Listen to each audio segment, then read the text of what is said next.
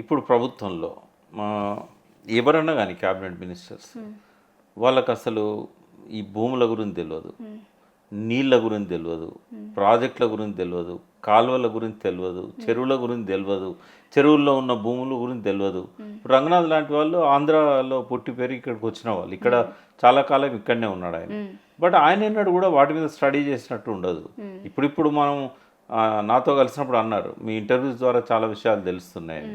అంటే ఇక్కడ ఫస్ట్ వాళ్ళు అంగీకరించాల్సింది ఏంటంటే హైదరాబాదు సరౌండింగ్స్లో తెలంగాణలో 90% చెరువులన్నీ కూడా ప్రైవేట్ భూములలో ఉన్నాయనేది వాళ్ళు అండర్స్టాండ్ చేసుకోవాలి.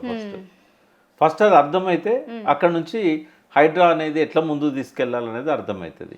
ఇప్పుడు ఒక చెరువులో కొన్ని ఇండ్లు ఉన్నాయి, కాలనీ ఉంది, ఫస్ట్ దాన్ని కూలగొట్టే హక్కు ఈ ప్రభుత్వానికి లేదు.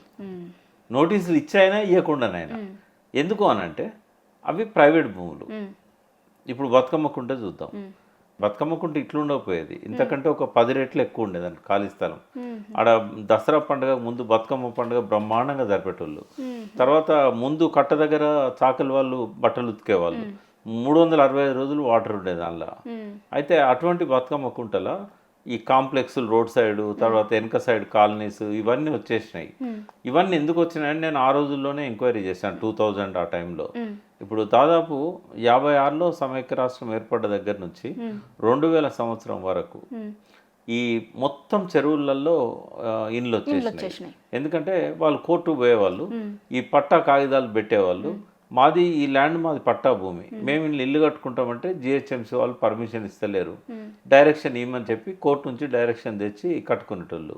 అయితే చాలా వరకు అధికారులే వాళ్ళను మీరు కోర్టు నుంచి ఒక ఆర్డర్ తెచ్చి కట్టుకోండి అని చెప్పేటోళ్ళు. బట్ ఒక క్లియర్ గైడెన్స్ కానీ, క్లియర్ గైడ్లైన్స్ కానీ, క్లియర్ ఇన్స్ట్రక్షన్స్ కానీ లేకుండేది. సో ఎప్పుడైతే వాటర్ బాడీస్లలో ఈ పట్టా భూములలో కట్టుకోవడం మొదలైందో వాటికి అన్ని రకాల పవర్ కనెక్షన్ కానీ, జిహెచ్ఎంసీ పర్మిషన్ కానీ అన్నీ వస్తాయి. అట్లా ఏర్పడ్డాయి అవి. అవి ఇల్లీగల్ అనడానికి లేదు. ఎందుకు లేదంటే పట్టా భూములలో కట్టుకున్నారు, కోర్టు పర్మిషన్తో కట్టుకున్నారు.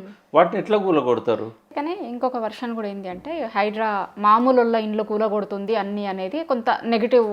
అంటే జనాలు కామన్ పీపుల్ అందరు మాట్లాడుతున్నారు, పెద్ద పెద్ద ఇళ్ళకి ఇస్తలేరు కానీ మాకు నోటీసులు కూడా ఇవ్వకుండా అని కోర్టు కూడా చెప్తుంది. 2-3 రోజుల కింద కూడా చాలాసార్లు చెప్పింది కోర్టు, హైడ్రా చేస్తున్న పనుల్ని అంటే మీరు కామన్ పీపుల్కి ఇబ్బంది అవుతుంది, ఒక్క రోజులనే హైదరాబాద్ మొత్తం మార్చేస్తారు అది. సో ఆ నెగిటివిటీని తప్పించుకుంటానికి కూడా హైడ్రా వల్లనే ఇట్లాంటివి జరుగుతున్నాయి, గ్రౌండ్ వాటర్ పెరుగుతుంది అనే ప్రచారం ప్రభుత్వం నుంచే జరుగుతుంది అని ఇంకొక వర్షన్ కూడా వినిపిస్తుంది. మీరు అంటే ఇప్పుడు రెండు ఉంటాయమ్మా ఇక్కడ. ఒకవేళ అక్రమంగా ఇల్లు కట్టినా కూడా అది ప్రభుత్వ భూమి అయినా కూడా ఒక హ్యుమానిటేరియన్ అవుట్లుక్ అనేది ఉండాలి, ప్రభుత్వానికి ఒక హ్యూమన్ ఫేస్ అనేది ఉండాలి. కేసీఆర్ గారు ఏం చేశారు, పేద ప్రజలు ఎక్కడైతే కబ్జాలు చేసి గవర్నమెంట్ భూములలో కొంత బఫర్ జోన్లలో ఇల్లు కట్టుకున్నారో అన్నిటిని రెగ్యులరైజ్ చేశారు. జీవో నంబర్ 58, 59 మీకు గుర్తున్నది కదా. 58, 59 ఏంటిదమ్మా అది? మొత్తం గవర్నమెంట్ ల్యాండ్స్ కదా. అంటే ఎంత హ్యూమన్ ఫేస్ అనేది ఆ ప్రభుత్వానికి ఉంది అని చెప్తున్నాను. రెండవది, కొన్ని దిక్కులో బఫర్ జోన్లలో కూడా కట్టుకున్నారు. సార్ ఏమనుకున్నాడు అంటే వాటర్ బాడీస్ ఎంత ఉన్నాయో వాటిని అంతవరకు ప్రొటెక్ట్ చేయండి. ఇప్పుడు మళ్ళీ పోయి మీరు ఇదివరకు కట్టుకున్నారు మేము కూల కొడతాము అని అంటే అది కరెక్ట్ కాదు.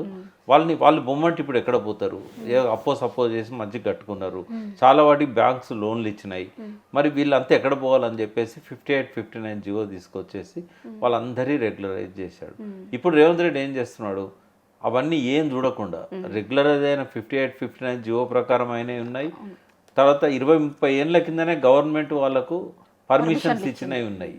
అన్నీ బాజాబ్తా ఉన్న తర్వాత కూడా బుల్డోజర్లను పంపి రాత్రి సామాన్లు కూడా తీసుకొని ఇవ్వకుండా చిన్న పిల్లల్ని ఎత్తుకొని వాళ్ళు ఒంటి బట్టలతో బయటకు వెళ్ళిన సందర్భాలు కనబడతా ఉన్నాయి.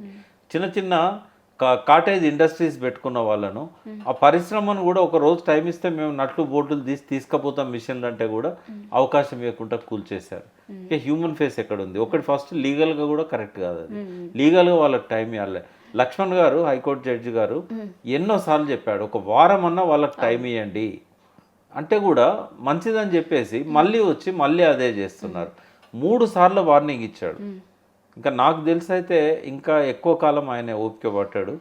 రాబోయే రోజుల్లో డెఫినెట్గా ప్రభుత్వం దానికి సంబంధించిన రంగనాథ్తో సహా వీళ్ళంతా జైల్లో కూర్చునే రోజు వస్తుంది. వాళ్ళు కనుక హైకోర్టు డైరెక్షన్స్ని ఫాలో కాకపోతే ఎందుకంటే కోర్టు క్షమించదు.